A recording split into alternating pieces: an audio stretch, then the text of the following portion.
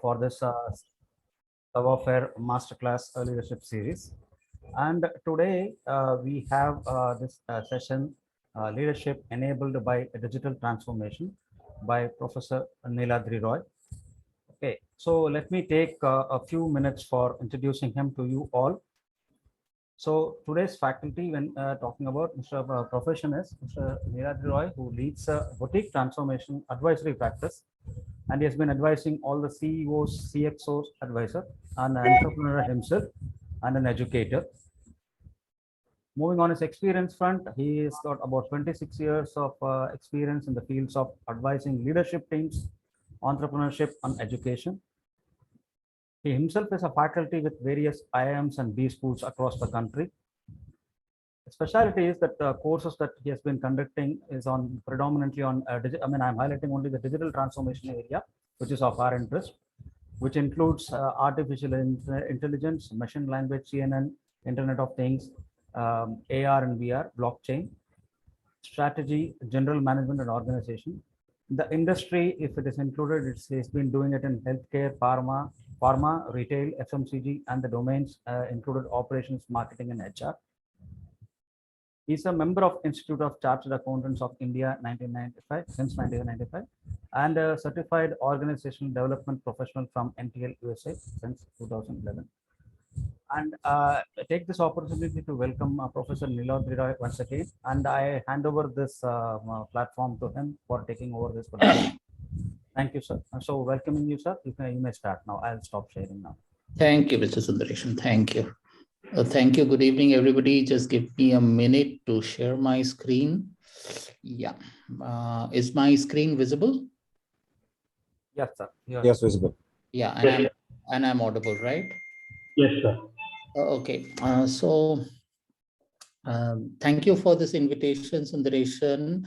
My work around digital has been on two axes. One is around digital strategy transformation, and the other is which I'm recently doing, is to explore certain leadership elements of transformation, which basically says what kind of leaders actually are likely going to succeed in the world of tomorrow, which is largely going to be a very, very digital world.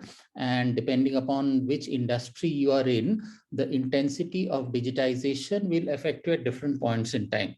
So I'm going to leave you with 2-3 basic ideas, and we'll do a quick discussion around them. And at any point in time, feel free to ask questions, comments, or whatever that you would wish to. It's an open discussion, so it's not a lecture in that sense.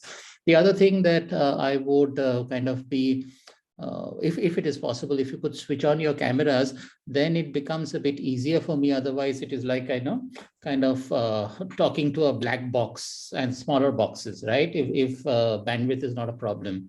So, gentlemen, if you could, and I'm assuming all of us are gentlemen here and not many ladies. Yeah. Okay. So if you could switch on your camera. Yeah. Okay. Thank you.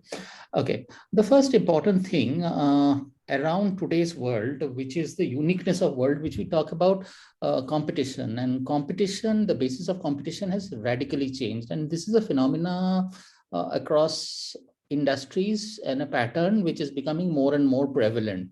The first thing is competition is becoming orthogonal in nature, and we know it all. We know this, and this slide is nothing unique, but I'm just reinforcing that point. For instance, Mercedes-Benz would compete against a BMW or an Audi or a Toyota. So competition was between like to likes. Now it is competing against a Tesla, a Google, and maybe a Baidu in China for the same auto space. So the space is getting redefined. While the automotive world, electrified vehicles is a very, very beaten to death theme, I would kind of give you another example. See, in farming, right? Typically, there are two kinds of fertilizers. One is crop protection, another is yield improvement. Crop protection is basically those fertilizers that improve, that protect the crop from weathering or elements of nature. And it's very important in India because the weather patterns are kind of unpredictable, and soil patterns are also unknown. So to manage these variables in developing world and in the underdeveloped world, companies like Bayer, BASF, Syngenta, Monsanto have built a huge business around seeds. And that basic competence is understanding agri-sciences. It is supposed to be a very, very specialized field in its own. Now, if I tell you this field is completely being disrupted by the likes of Microsoft, it would be shocking. And the point is, Microsoft with ICRISAT is actually doing an experiment in Andhra Pradesh, India, and in Telangana in certain districts under Niti Aayog to basically using data sciences to soil predicting patterns and helping farmers with how to manage their crop without fertilizers or protection, I mean seed protection elements, right? So it's fundamentally transforming the use, it's using data to predict something which was an exclusive domain of specialists. Now the question is, how does the BASF and Syngenta respond to this kind of threat? Another similar example is a company called John Deere. John Deere is a tractor manufacturer. It's one of the best tractor manufacturers in the world, and these are not subscale companies. Now, John Deere a few years ago decided that it will start impacting the way agriculture happens across the world. And what they did was, John Deere tractors goes into the field, right? And at any point in time, productivity of agriculture is based on weather, it is based on tilling practices, and it is based on certain other variables, which though an illiterate farmer doesn't know, but it can be modeled. So when John Deere put its tractors in the field, they actually kind of equipped it with sensors. These sensors captured tilling patterns, and they got data from weather.com, married the data, and actually could predict farm practices and how mismanagement of farms led to agri-productivity problems, which is the business of the Syngenta and the Monsanto. Syngenta and Monsanto actually say that, use my chemicals and improve yield, which is increase your productivity or protect your productivity from vagaries of nature. All these variables can be modeled, right? So hitherto a company which was in a completely different business started impacting the business of incumbent players. And these incumbent players are not small companies. They're all $20 billion global corporations. So what we're seeing today is the first important thing to recognize that all your businesses are under orthogonal competition. And the competition is not coming from the peers you think that you are competing off for the while. Okay. I mean, Mercedes-Benz never ever thought that Google was a competitor. Now, the important question is the frame of reference in which you define your business is fundamentally getting changed. And that is the essence of digital transformation at its core. So for instance, if I ask you, what is a car? What would your response be? If somebody generally asks you, what is a car? What would your response be? It can't be a very difficult question to answer. Transport mode of transport. Yeah, that is the incumbent way that the industry generally defines itself. It's a mechanical device enabling transformation, enabling transportation, right? The tech companies define the car as a computer on wheels. It fundamentally changes the definition. Now, if you go to Google's Waymo car, it has only a body. It looks ugly, but it is a software model-led device where you have billions of lines of code which allow it to drive on its own. It fundamentally changes the nature and basis of competition. So deeply held beliefs on your business and business models is what is changing rapidly across industries. Correct? That's point number one. Now we need to understand this from a leadership perspective, right? And everybody, so we'll talk about general management and leadership in the digital world. There is digital technologies. You have sensors and software, like John Deere works on sensorization and data, Internet of Things, big data, AI, ML, and so on and so forth, and social adoption of technologies. Now, all of these are specialist domains. Now, the important question is, does the leader need to know these domains?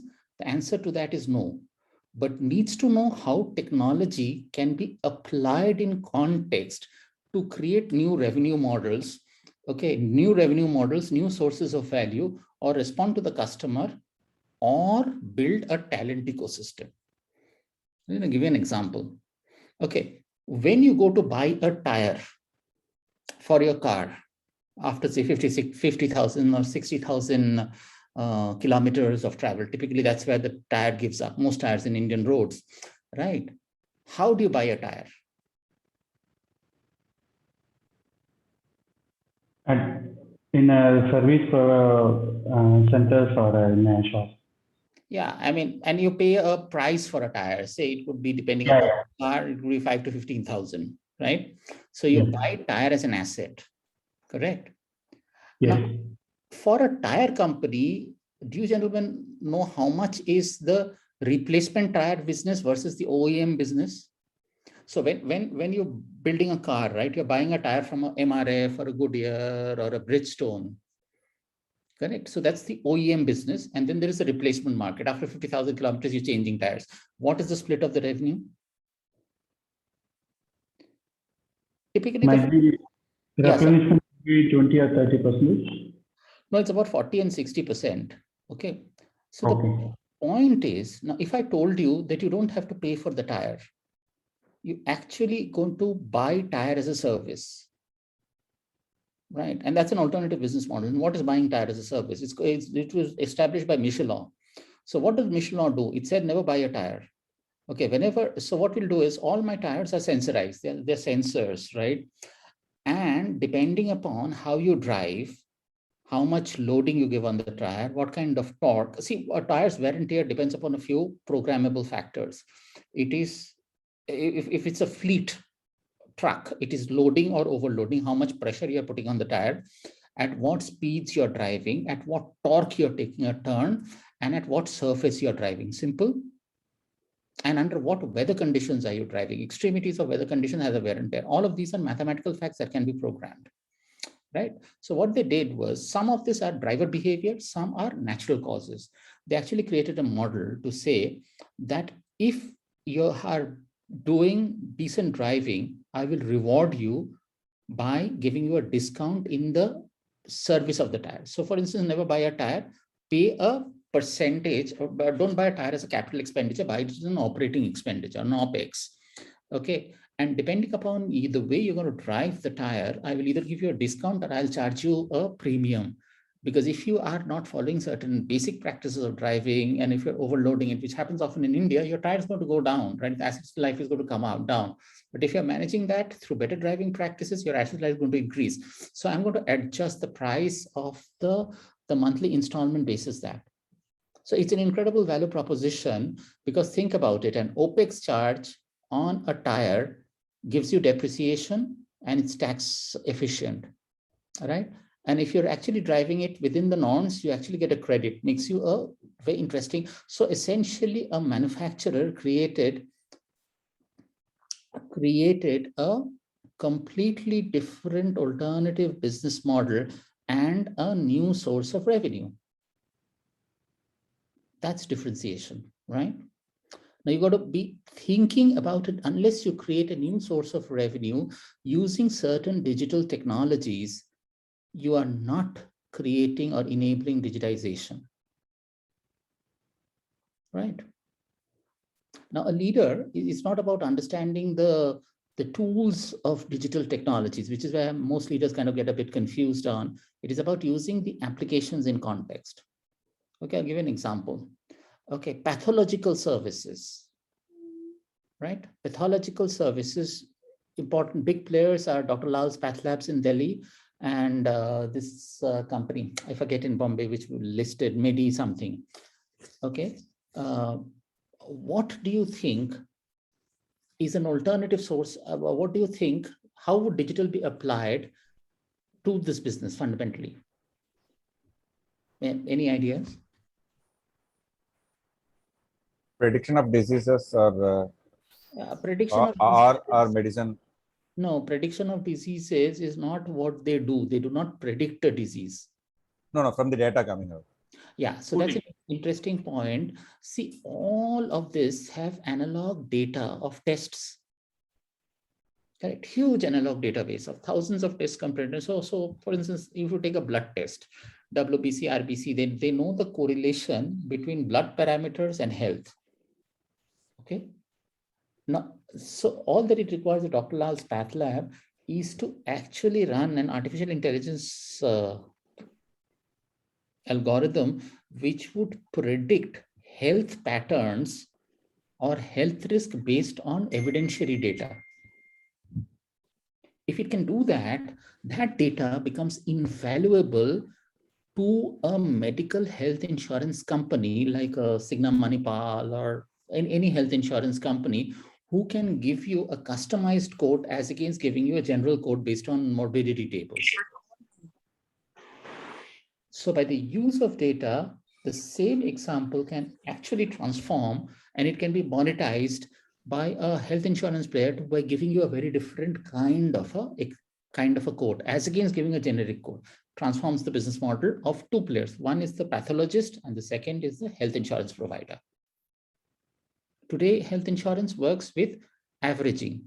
So depending upon your demographics, depending upon, it decides whether or not to do a test or not, but that's a single point test. It doesn't have longitudinal data with you. Obviously, to pull this off as a business model requires a lot of understanding and analysis.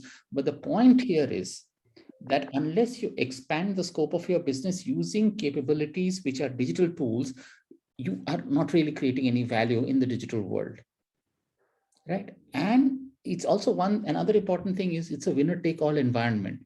But if you have gained incumbency, the second and third players, the difference is very high, right? So the second point, so first point, we talked about the basis of competition changing and rapidly changing. The second important point is the leader, the digital leader versus an analog leader. An analog leader is a resource allocator, inspires people, works on a strategy which is similar to its competitors, creates differentiation at a product or a process level. A digital leader is very different. He understands the integration of technologies, understands mega trends and social behaviors, understands the environment around you, and therefore uses this knowledge to create an alternative revenue stream. That's the fundamental difference. For instance, I've had this question with the BFSI CEOs. Yeah, all of them are in a product push environment. So they have so the banking guy has a CASA account, different kinds of savings account, and so on and so forth. The insurance guy has a certain product which he wants to push. There is some amount of customization and personalization, all said and done. But very few can answer to me, how is the Indian consumer evolving over time? So many of you are in the jewelry business, right? You have a view of the consumer, but do you have the view of how the consumer, his particular habits, his online shopping, purchasing habits are changing over time? How regulation is enabling the environment around you to force the consumer to change? Okay, is a very important question. So now in the analog world, in the world which was not so digitized, you could assume a consumer based on a particular demographics, right? So you had, and then you could actually say, so suppose you're in the jewelry business, which I believe you would be in. So you would actually say that jewelry is a part of either a savings thing or a prestige thing or whatever. And there is a particular event in life where you need it, or is it a part of the family heirloom? Now, if I were to flip it, invert it to say, now, as a class of asset, gold or gold jewelry, I realize its importance. But how has the consumer changed in the last 2 months, 6 months, or 1 year, where the relative importance of this asset class and its implications on savings rate in India, how has it changed over time? And I bet this is not a central part of discussion. And that's where we're missing the plot. I mean, very few people would be able to tell me what is this, how is the savings rate of India changing from 2017, so let's say 2014 till today, where the unbanked population was 37% to 80% today. Has it created more savings in Indians and therefore the disposable income is going out? Or are we saying that jewelry as a form of savings is irrelevant? It is only for the moneyed class? Then the market segmentation is very different. The second important point, therefore, from a leadership standpoint in the digital world, is leaders of tomorrow actually understand their environment far better at a nuanced level than the leaders of the past. And the leaders of the past fought on asset incumbency. They fought on unique product advantage. They fought on legacy asset, distribution channels, and so on and so forth. The leaders of the future will fight on deep understanding of the environment, their ability to join their dots, and their ability to dispassionately criticize their business model and disrupt themselves. That is the major difference. So at this point, so that's point number 2. We've done about 22 odd minutes. Anybody has a quick question or a clarification? I'm happy to take that.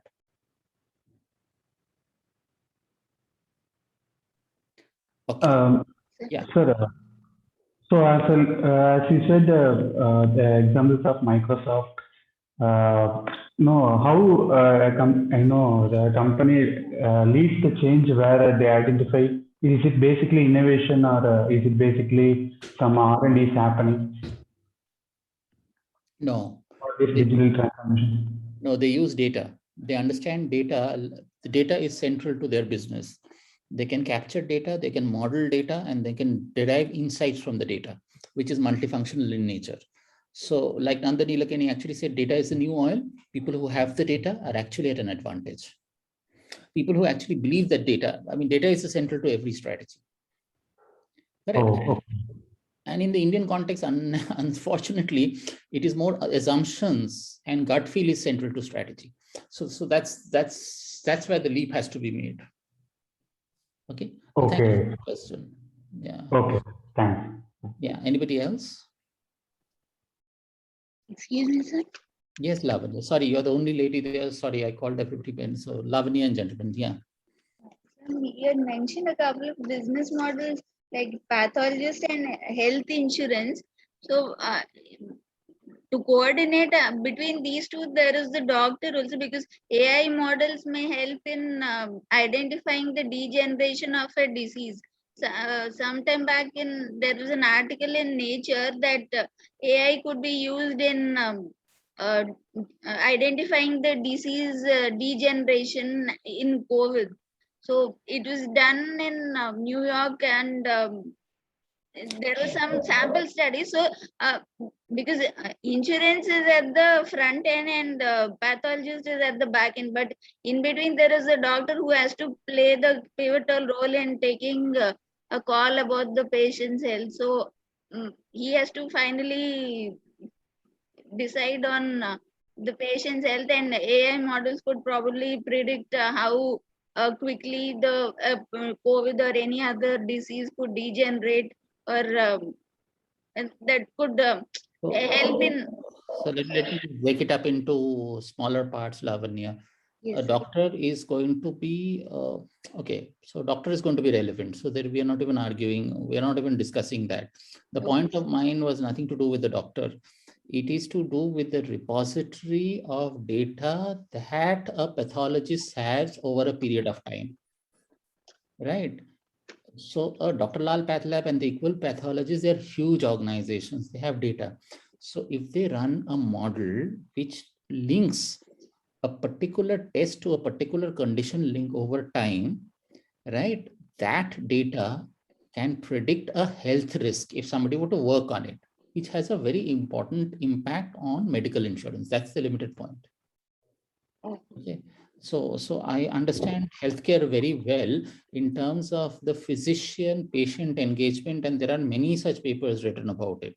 And when you talk about COVID, there are early detection AI models on COVID, and you don't even have to do a you don't even have to do a swab test to do a COVID. You take a selfie on a particular app, it's called Gaussius, it will predict COVID propensity and how it has gone into your lungs. So that's a very different discussion. So I'm not getting into any deep domain because it requires time to do those discussions. I'm just leaving a phenomena to you to say that leaders need to understand the context in which they're operating, and the context is emerging fast, and need to understand how different technologies have an impact on business model. Two important things. And with that, the important question is, why can't we do it naturally? What stops us from doing it? And that has been a large part of my work. Correct? Lavanya, are we okay then? Yes, sir. Yes, sir. Okay. Okay. So here's the problem. So just a second. So if I were to break it down into certain smaller chunks, so there is an environment. Okay, environment in which we live. This environment is changing rapidly. Now, mega trends have been there. So there are trends like urbanization, old aging world, all of that has been beaten to death. But within that trends, there are certain other trends which are changing industry structures. So like like with the medical example, see, if you take healthcare as a subject, there were multiple vertical industries within healthcare. So there would be a hospital, would be part of healthcare. You would have medical insurance as a part of healthcare. You would have pharmacology, pharmacists, and so on and so forth. There were different segments by themselves. Now it is not like that. It is all integrated into ecosystems. Okay, now what is an ecosystem? So let's talk about a very simple example of an ecosystem. Businesses are transforming themselves from being discrete verticals into ecosystems. To give you an example, everybody uses PharmEasy. Have heard of PharmEasy 1mg, which is now Tata 1mg. Yeah, everybody is aware of PharmEasy. Yeah. Yeah, 1mg. Yeah. Yeah. So what is PharmEasy at the end of the day? PharmEasy is a platform, right? Underneath the platform, there's a pharmacist. On other side of the platform is you. Okay. It has captured your imagination and it uses your data. It uses your data as a pattern of purchases of drugs that you buy over a period of time, right? It predicts it and it understands the dosage. For instance, I buy PharmEasy products every month for my aged parents. I buy it from PharmEasy, and as a result of which it knows the dosage pattern. And when my dosage is, when my medicine stock is coming down, it knows, it prompts me to buy. Okay, and it has, so that's at one level. Right now, what it does is, in COVID times, it gives me health tests. I have become a diabetic recently. So I have in my phones with Facebook groups, I have joined a group in PharmEasy on Facebook, which is the diabetic group. Because my login ID is the same, PharmEasy knows I'm a diabetic. It offers me discount on diabetic products, health and nutrition advice, all for free. So it is getting into a lot of things. It is getting into from being a digital pharmacy into health products, into nutrition products, into fitness products, into yoga, into entire therapy using the single data point. Now, PharmEasy is orchestrating everything in the ecosystem, and the other service providers who are behind the ecosystem are getting cannibalized. Okay, so they are getting commoditized. So if you're not, unless you're an ecosystem orchestrator, you're a participant in an ecosystem, you're likely to be commoditized. The pharmacy has taken over care also. Yeah. It is coming as a synergy. They are a $8 to $10 billion valuation. Yes, how long very did it big. take any Tata Group company or Titan to get to that valuation? Right now, all of you are operating your businesses with the inputs of a world which is different. You are operating it on the speciality of it, as against creating an ecosystem around it. For instance, if you take retail and retail, apparel, fashion, there are a lot of things can be strung around an ecosystem, which Tata Click is doing today. And to give due credit to the Tata Group, its foray in digitization by buying 1mg and Tata Digital at an apex level has been remarkable. And that is an evidence of a group, a traditional great Indian group, moving towards the digital world in the way it should be. Okay, so the other thing is to understand the environment ahead of your competitors. That's a competitive advantage. The second important thing is data and insights, putting data in context. And I'll give you an example of data in context. So I have a client, I have many clients, well, not many, I have few clients in the BFSI sector, banking financial services sector, right? Now, so I am a great believer of digital, and the fact that financial services will be sold digitally, I am completely convinced from 2025 onwards. Now, if I look at data today of financial products sold online in this country, it is less than 10% of the business mix as a channel, right? So how do the CEOs respond? They respond saying it's an irrelevant part of my channel and it's an expensive part of my channel. So how are they looking at? They're looking at what I call the accounting tyranny of a strategic choice. Now, what is that? Just because it is less than 5% doesn't mean that it will not increase very rapidly. So technology adoption grows at a rate which is called exponential. And I have a video on this which says how technologies get adopted over time. So it might take a long time from 1% to 5%, but from 5 to 10%, it takes a much lesser time. From 10 to 30%, even lesser time. So if you're not prepared for tomorrow, you will always be caught in satisfactory underperformance and understanding data from a perspective which is linear in nature. Okay, so everybody understands the world of linear equations, like y equal to mx plus c, where it goes linearly. But when you create a parabola or a nonlinear equation is what you need to understand, and that's what the digital world does. And that is the patterns that you need to recognize. So why don't we do it? I had another discussion with an oil major, a board of directors of an oil major, right? This was before EV was such a big thing. Electrical vehicle was such a big thing. At that point in time, the World Energy report actually said electrified vehicles will take 15 years to come. So they were arguing that it was 15 years would be the time that they had to respond. I actually said it is only 3 to 4 years. And this I said about 4 years ago. And today, if you look at India, Tata Power has an electrified charging business. The entire Tata ecosystem with Tata Chemicals building the lithium-ion battery, Tata Power, which has created an EV battery system, and Tata Motors making the electrified car, is building an ecosystem today where all these oil marketing companies are running behind the Tatas to create the alliances. Now, had they understood the phenomena before in the digital world, they would have been in the forefront of it. That's how you frame the problem. This bias is called confirmation bias because we look at data, we look at data from what we expect to see. Okay, we just look at that part of the data which is comforting to us, and desirability bias is we look at data which we wish to see. As a combination of these two factors, our strategic choices are still in the world which is analog in nature and opportunities pass us by. Okay. So now let me give you another example. Okay, this is a real life example of the thinking and rethinking process. Okay, so we talked about environment and its determinants. In India today, India has a lot of, for instance, I'll give you an example. How many of you have heard of the India stack, the world called India stack? India Stat is a database. No, it is not. So anybody heard of the word India stack? India stack is an architecture which is going to propel India to the digital world. And the base of that architecture is what we call the presenceless layer or the Aadhaar layer, the UID. Then we have the cashless layer. Then we have the consent layer.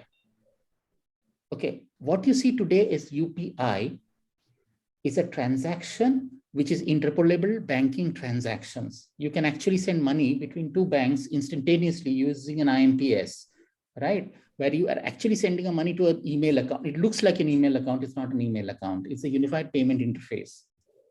On top of the India stack is a consent layer. I'll give an example of the consent layer, how it works. How many of you have actually recently renewed your licenses? Driving license? 2 years back. No, recently, how many of you have done it? I did it about a month back. So I'll tell you the example of the consent layer. So typically license, because mine was a state change from UP to Maharashtra, where I know my previous license was in UP because my father-in-law lived in UP, he just got it renewed, right? It happens in UP, right? Though my address was in Mumbai. So now what happened was, if you were to change the license, it's a long process. So when I applied for a change, I needed a consent from the Varanasi Motor Vehicles Department to move it, though my Aadhaar card was here, right? And I thought this would never happen because you have to bribe people in multiple RTOs to be able to do it. It was a complex process. Now, what happened is, now this process, they said it's going to happen digitally. And then COVID and all, I thought it would take years again for my license to be delivered. Then I get a response, an SMS from Vahan on my registered email ID saying your license is ready, click on the link. And it goes into that Vahan app, right? And it says, put your old driving license. I see my digital license. Yeah. Okay. Then I go to DigiLocker and I see my digital license there. Okay. Then it asks me a consent. My DigiLocker asks me a consent and an eKYC to pull the data from Vahan. I give the consent.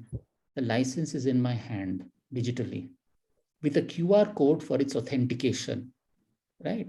The entire enablement and then the physical license came, but that's a different story. The governance actually says that I can actually carry my license, my RC book and everything on my phone and get all transactions done.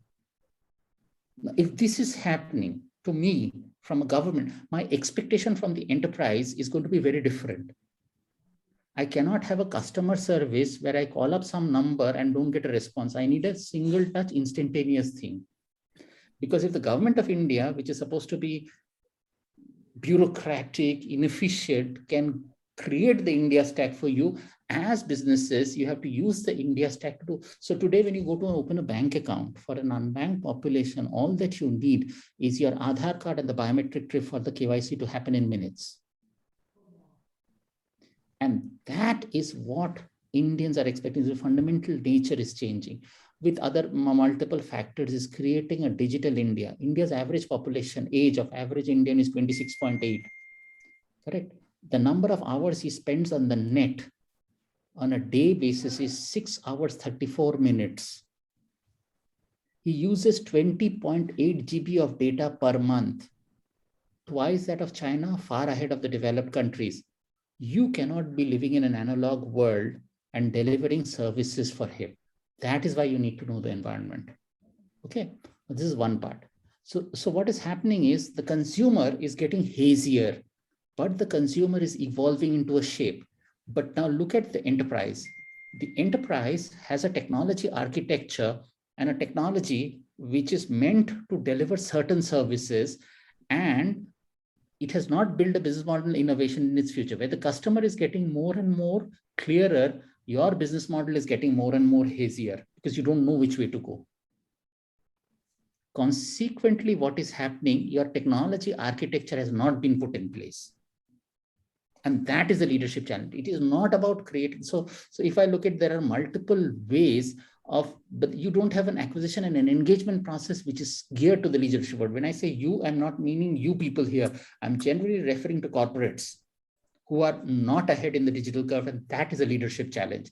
And I'm going to give you a quote from a communist, and I loathe communists. This is an incredibly smart comment made by the communist Lenin. He said, there are decades where nothing happens, and there are weeks where decades happen. When decades nothing happen, it is only managers who maintain status quo, and by talent aberration, they're called CEOs. They just manage, keep the lights on. But when weeks, decades happen, that is where the digital leader comes in place. An incredibly smart thing for a communist to say. Okay, now again, to sum it up all, so it is about the environment. It is about your understanding of the environment. It is about how you move the stuff to be able to create value. Unless you follow this thinking process, your ability will to that extent come down. And therefore, that is the challenge of leadership. I'll give you another example. Now, this thing actually happens to the best. Here is the man who was a founder of BlackBerry, Mike Lazardus, top technologist of his time. He changed the smartphone. He actually birthed the smartphone industry by creating a smart messaging app, or the PIN, the BlackBerry PIN. And he actually created a keyword to create secured messaging far ahead of his times. Created the most incredible enterprise called the BlackBerry. It took few quarters for the BlackBerry to crash. You know why? Because the whole notion of consumer expectation based on the keyboard was shrinking in the world. But he was asking people who were sold to BlackBerry the question that, do you want a keyboard? Obviously, people who were sold to him said yes, but he was not actually tapping into millions of consumers who wanted a different experience. And that's where Steve Jobs came in, to which he persecuted the idea, saying in his boardroom, and this is a known quote, where Mike Lazardus actually said, nobody wants to write on a piece of glass. And that was the interface which Steve Jobs was building. He was converting a computer into a phone, while Mike Lazarus, in his confirmatory and desirability bias, actually, which he could have done it much easier, let the moment pass. So he was, it's not that he was less brilliant than any of us or any of you. It is just that he was so much full of his pride that he could not challenge his business model. And in months, the greatest enterprise of our times went down to a man called Steve Jobs, right?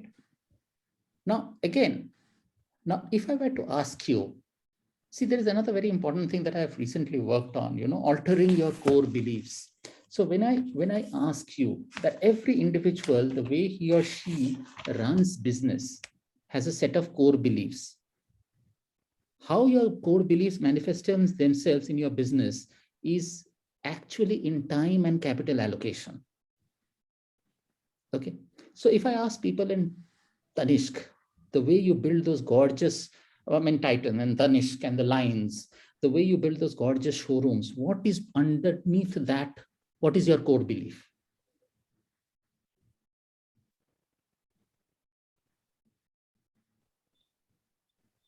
So the core belief is people wants to have their desirable product showcased to them. Physically. Physically, yeah. Yeah. When was the last time you tested this core belief with data? I'm not sure. Yeah, so I'll give you a point, this point. You know that Indians are now getting more and more comfortable buying Mercedes-Benz on the net, where the driving experience, which was a test drive, is getting more and more irrelevant in the developed world, and it's also coming to India. So if you can buy a 70 lakh vehicle on a brand and a artificial, not an artificial, but the AR or a VR simulated driving experience, why would I need a physical experience? Now look at how the core belief drives a capital allocation.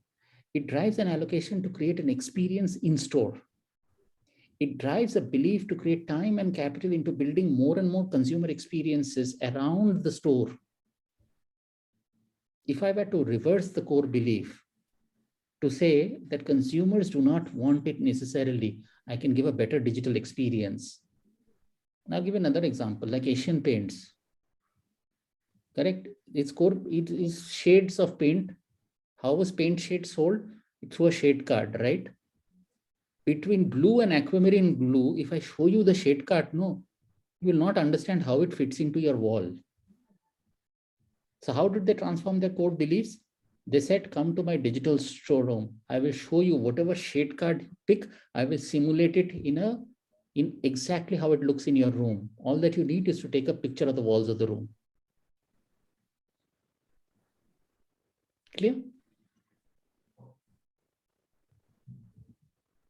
So inversion, and a lot of great companies in India have done it. And like, okay, how do they sell insurance? So micro insurance, say Bajaj Alliance, not Bajaj Alliance. So you got to insure a mobile phone, right? For $50. A lot of people would say nothing will happen, mobile phone and all. So how did they change it? They actually took your mobile phone, did an augmented reality demo of the mobile phone and how your phone would look after a little crash. Changes the dimension of asset risk, changes core beliefs. You invert your core belief. Like the car is not a basis of transportation. It is a center of e-commerce, and it is a center of engagement driven by a robot, and it is a computer on wheels. It's an inversion, changes the business model. So you extrapolate your core beliefs into new beliefs, and that is where you actually create an alternative setup. Yeah. So 3 things, just to go back to say that as a digital leader, you do not need to know technology, but you need to know how to apply your technology to create a unique position. Unless you disrupt yourself, somebody else surely will. The world is not about industries any longer, it is about ecosystems. And unless you challenge your core beliefs, your beliefs is central to your perishing as an enterprise. And with that, I am done. So we finished ahead of time, 13 minutes ahead of time. Yeah. Just to add you, Professor, like since you have been talking about Tanishq and their jewelry, we can order Tanishq jewelry online, and there are about 13,798 designs on display with their rate cards, and they are also telling that there are discounts available, and there is a collection called Utsa, which is being recently released, and they are saying about 20% off on that, on making charges as well as the diamond jewelry value. Yeah, I mean, to give Titan its due credit, it's part of the Tata empire, which is doing incredibly well in the digital world in terms of its belief system. So while it is true for Titan, the important thing is, as individuals and leaders, how am I challenging my core beliefs to be able to move from a very successful leader of today into a digital leader of future? And that's an individual pursuit.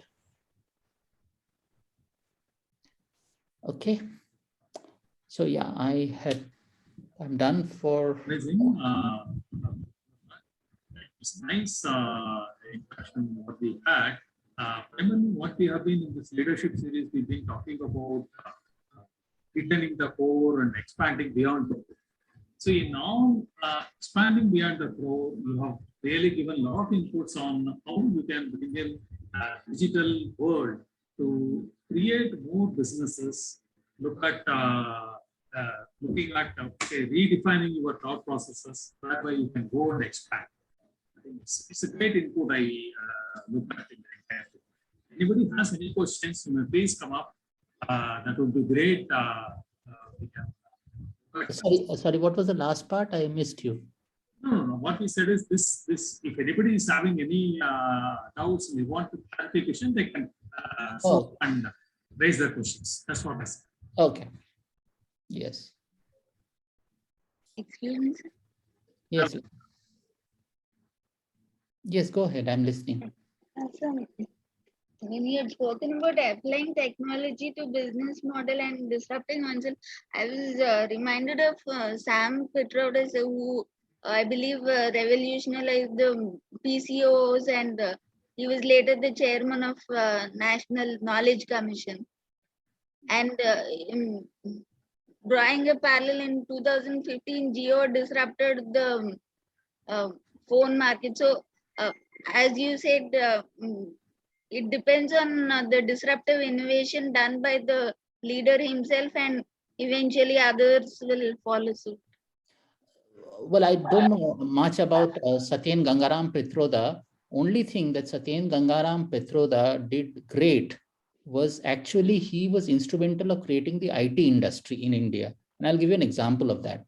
Many years ago, and this was told to me by the great Murthy and Nandan himself. So what had happened was, see, this global delivery model of the Indian IT industry used to happen in such a way that, you couldn't transfer data without a CDOT Havildar or an inspector looking at the screen and seeing what data it goes in. This half-literate Havildar would not know what anyone would go, which restricted bandwidth at that point in time. Correct? So the IT leaders actually went. And at that time, you had Narayan Dutt Tiwari and the likes, for whom a computer would be some random box, right? So it's only when they spoke to Satyen Gangaram Petroda, euphemistically called Sam Petroda, so he actually understood it, and he said that I will open this up, and told his friend that this was a hobby club, right? Rajiv Gandhi and the likes. So he told his friend Rajiv Gandhi to remove this, as a result of which today Infosys, TCS and Wipro are great giants because of that one decision. Okay. There are many factors to it, but that is, after the Bangladesh war, the biggest decision that the Congress government ever took in this country. Okay. You have some question. You can open up. Sorry? I know there's one. Mr. Abhiraman has a question. Thank you. Yes. You may open up. Yes. Is there around? No, I can't. Okay. What he has raised a question is, could you please explain the risk associated with digital transformation? There is always a risk. individuals and how the digital data are preserved and falling with wrong hands. Most important aspect to be looked into the digital security. Or already we all are having a watchdog cell phone which is keeping a close watch on everyone. What's your opinion on this? So, wait, so there is one thing. There is a risk of digital transformation. Is you're going to fail? Okay, what is a bigger risk? That you'll be failing without trying. Correct. Now you choose which is the lesser risk, because it is no longer an option. Now, the risk of data, right? I mean, I rarely think of great Indian enterprises having so much data that will fall in wrong hands. All that we have in the commercial Internet of Things, basic consumer data. Data in isolations make no sense. Data in a pattern makes sense. So people who can capture the data, create the data flywheel and monetize the data are going to be kings. So forget about risks. How much data have you captured to make a business model out of it is a more important question. It is hypothetically saying that if I were to face Imran Khan in this heyday, what would I do without a very strong helmet? But I have never played gully cricket, right? So it's an infructuous question.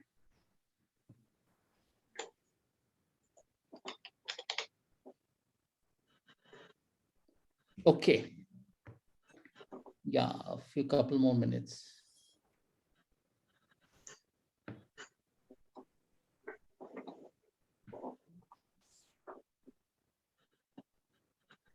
Questions? Otherwise, we should call it a day. Thank you, sir. So, Thank you, Professor. That we spent. Thank you very much. Thank you for the insights. thank you. With your Thank you. permission, Thank you. Bye. I will log out now. Thank you. Thank you. Thank you. Thank you, sir. Thank you. It's a great session. Thank you, sir. Thank you, sir. Thank you. Thank you, sir.